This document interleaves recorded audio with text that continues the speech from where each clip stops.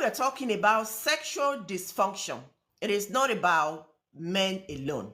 It's about everybody, all genders, both male and female. We're both all in it. So today is concluding part of what we started last week. And next week, I'm going to talk about women, sexual dysfunction. Because we think it's about men, is that we suffer for this.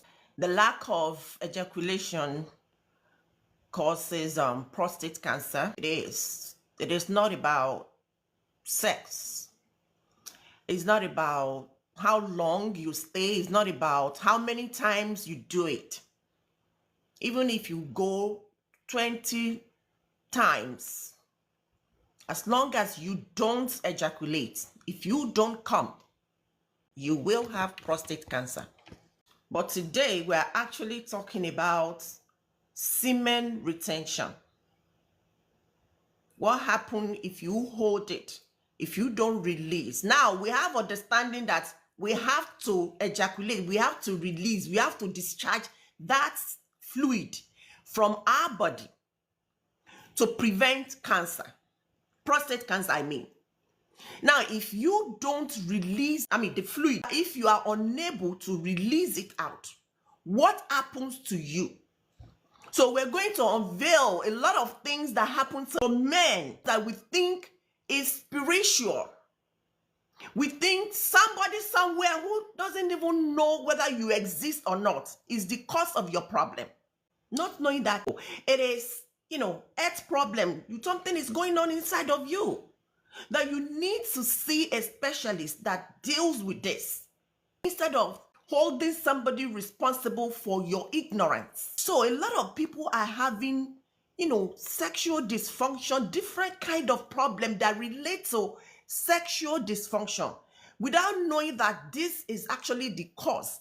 The concept of semen retention or avoiding ejaculation for 30 days or more.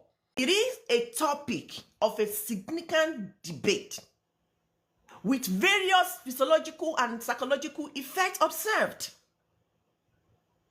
What do I mean by this? This has been a topic we argue, we talk about. So now, from a medical and biological perspective, something typically happens to the body during that window. From this medical and biological perspective, the first thing that actually happens is called sperm recycling and quality. That is the first thing that happens. Your body does not stop producing sperm. It is a continuous conveyor belt process. Whether you release or not, it continues producing that fluid. That is the first thing I want you to understand. Now, when this sperm recycling and quality begins, reabsorption starts. And what is that? If sperm are not ejaculated, they eventually reach end of their life cycle. Whether you release or not, it's just going to reach that life cycle.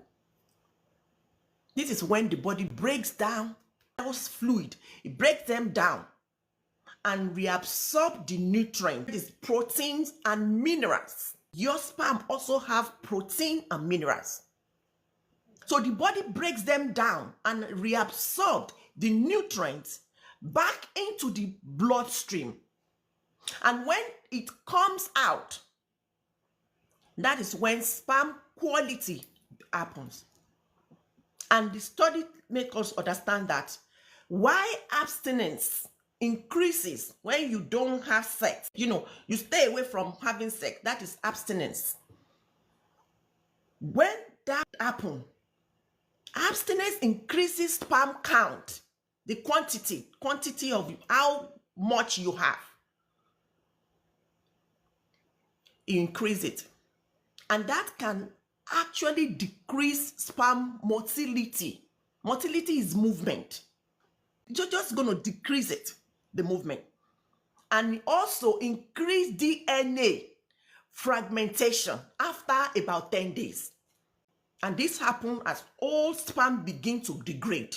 That is what we call sperm recycling and quality.